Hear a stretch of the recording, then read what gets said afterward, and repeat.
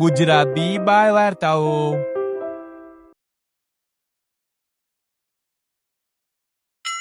શાંતિપુરના જંગલમાં ટેન્શનનો માહોલ હતો. બધા પ્રાણીઓ ભેગા થઈને ક્યાંક જઈ રહ્યા હતા. ત્યારે રસ્તામાં તેમને દીપડો મળે છે. શું વાત છે જંગલવાસીઓ, તમે બધા એક સાથે ક્યાં જઈ રહ્યા છો? અમે બધા મહારાજ શેરરાજના દરબારમાં જઈ રહ્યા છીએ.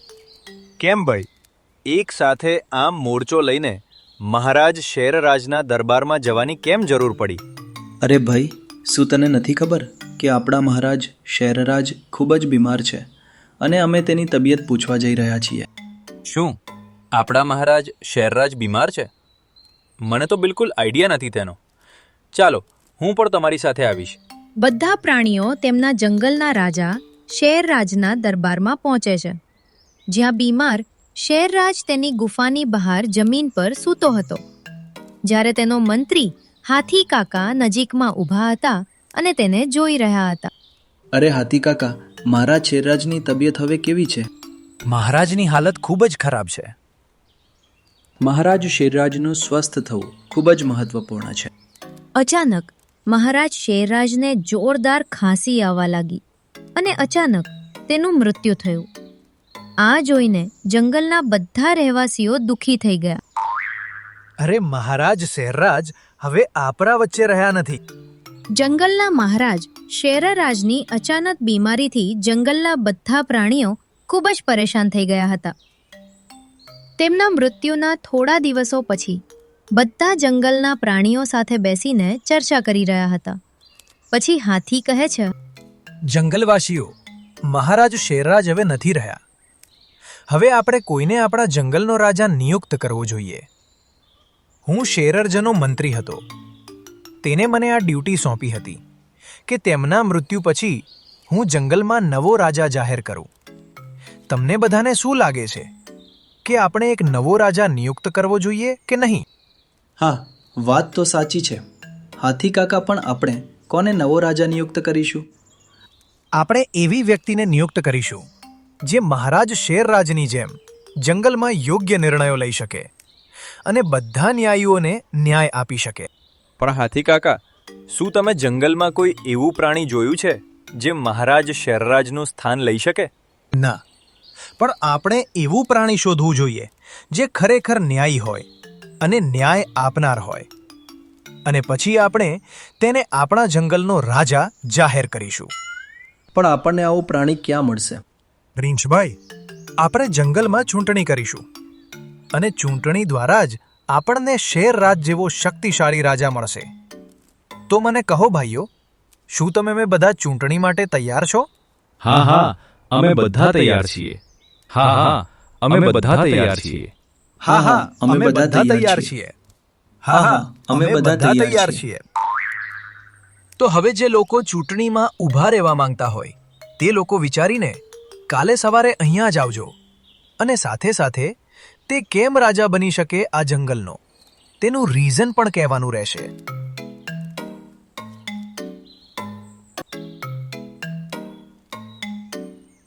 બીજા દિવસે સવારે બધા પ્રાણીઓ ભેગા થયા. પછી વાઘ, ચિત્તો અને રીંછ ત્રણેય એક બાજુ પર ઊભા છે.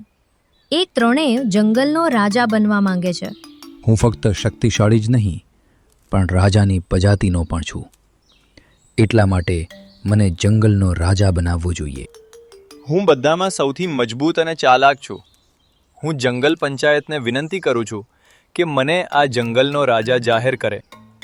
ના, મને જંગલનો રાજા બનાવવો જોઈએ. હું સાચા નિર્ણયો લેવા સક્ષમ છું. હું દરેક માટે ન્યાય સુનિશ્ચિત કરીશ. ત્રણેય પોતાના મંતવ્યો આપવા લાગે છે. ચૂપ રહો તમે ત્રણેય. તમારામાંથી સૌથી શક્તિશાળી અને પ્રામાણિક પ્રાણી કોણ છે તે ચૂંટણીમાં નક્કી થશે. પણ ચૂંટણી ક્યારે અને કેવી રીતે યોજાશે? 2 દિવસમાં ચૂંટણી યોજાશે. આજે હું મારા મિત્રો સાથે એક વોટિંગ મશીન બનાવીશ અને 2 દિવસમાં હું તેને જંગલમાં શેરરજની ગુફા પાસે મૂકીશ. અને પછી તમારે બધાએ ત્યાં આવીને અને તમારા મનપસંદ પ્રાણીના પ્રતીક માટે મતદાન કરવાનું રહેશે. જેને સૌથી વધુ મત મળશે તેને આપણા જંગલનો રાજા જાહેર કરવામાં આવશે. જ્યારે હાથી ચૂંટણી વિશે વાત કરી રહ્યો હતો ત્યારે ચિત્તો મનમાં વિચારે છે, બસ એકવાર હું જંગલનો રાજા બની જાઉં, પછી જુઓ કે હું આ અજ્ઞાની પ્રાણીઓ પર કેવી રીતે શાસન કરું છું.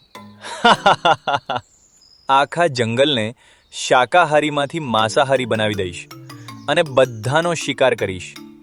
શેરરાજના શાસનમાં તો શાકાહારી હોવાનું નાટક કરીને સાવ કંટાળી ગયો છું હું. અને વાઘ પણ કંઈક વિચારે છે.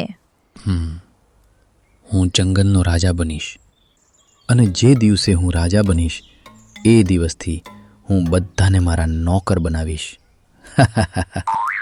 ચિત્તા અને વાઘના વિચારો ખૂબ જ ખરાબ હતા. તેઓ લાલચ અને સત્તાના લોભમાં ચૂંટણી લડી રહ્યા હતા. તેઓ બંને ફક્ત સરમુખત્યાર શાહીનો ઉપયોગ કરવા માટે જંગલના રાજા બનવા માંગતા હતા. ત્યારે બીજી બાજુ રીંછ શાંતિથી ઊભો હતો અને બધાની વાત ઈમાનદારીથી સાંભળી રહ્યો હતો. હાથી અને તેના સાથીઓએ મતદાન મશીન બનાવવાનું શરૂ કર્યું, પરંતુ બીજી બાજુ દીપડાએ પણ પોતાનું વોટિંગ મશીન બનાવ્યું અને વાઘે પણ પોતાનું વોટિંગ મશીન બનાવ્યું.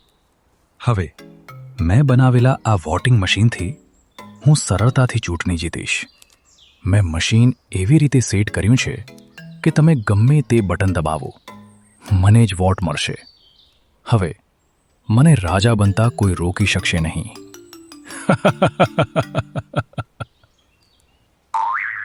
જેમ દીપડાએ સેટિંગ વાળું મશીન બનાવ્યું હતું તેમ વાઘ પણ તે મશીનમાં સેટઅપ કરે છે. તે દીપડાની જેમ જ મશીન સેટ કરે છે કે તમે ગમે તે બટન દબાવો, માટે વાઘને જ વોટ મળશે. હવે તો હું રાજા બનીને જ રહીશ. મારું સેટિંગ મને જીતાડશે જ. મેં સાંભળ્યું છે કે everything is fair in love and war. એટલે જો હું ચૂંટણીમાં ગોટાળો કરું તો તે કોઈ ગુનો નથી. હવે મને રાજા બનતા કોઈ રોકી શકશે નહીં.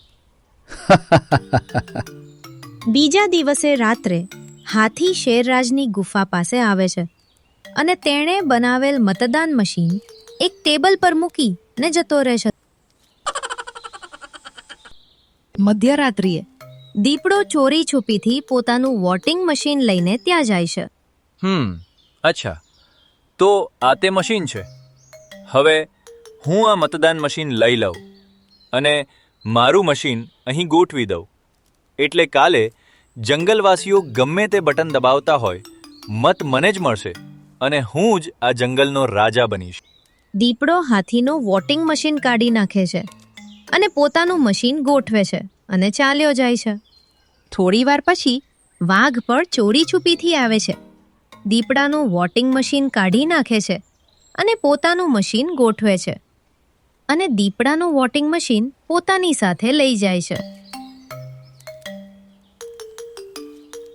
બીજા દિવસે સવારે ચૂંટણી શરૂ થાય છે. જંગલના બધા પ્રાણીઓ એક પછી એક વોટિંગ મશીન પર તેમના મનપસંદ રાજા માટે મતદાન કરે છે. આ જોઈને નજીકમાં ઊભેલા દીપડો અને વાઘ ગુપ્ત રીતે ખુશ થાય છે. જંગલવાસીઓ, કોઈ પણ માટે મતદાન કરો, પણ હું રાજા તો હું જ બનીશ. ચાલ ભાઈ ચિતા, જંગલનો રાજા બનવા માટે તૈયાર થઈ જા. આજે તો હું જ જીતવાનો છું. ચિત્તા અને વાઘ ખુશીથી રાજા બનવાનું સ્વપ્ન જુએ છે, જ્યારે રીંછ શાંતિથી ઊભું રહે છે અને પ્રામાણિકપણે ચૂંટણીના રિઝલ્ટની રાહ જોવે છે. સાંજ સુધીમાં જંગલના બધા રહેવાસીઓએ મતદાન કરી નાખ્યું હતું. દોસ્તો, જંગલના બધા રહેવાસીઓએ મતદાન કર્યું છે. કાલે સવારે ચૂંટણીનું રિઝલ્ટ જાહેર કરવામાં આવશે. જેને સૌથી વધુ મત મળશે તેને આપણા જંગલનો રાજા જાહેર કરવામાં આવશે. હવે બધા પોતાના ઘરે જઈ શકે છે. ચૂંટણી પૂરી થતાં જ બધા ઘરે જાય છે અને હાથી મતદાન મશીન લઈને નીકળી જાય છે.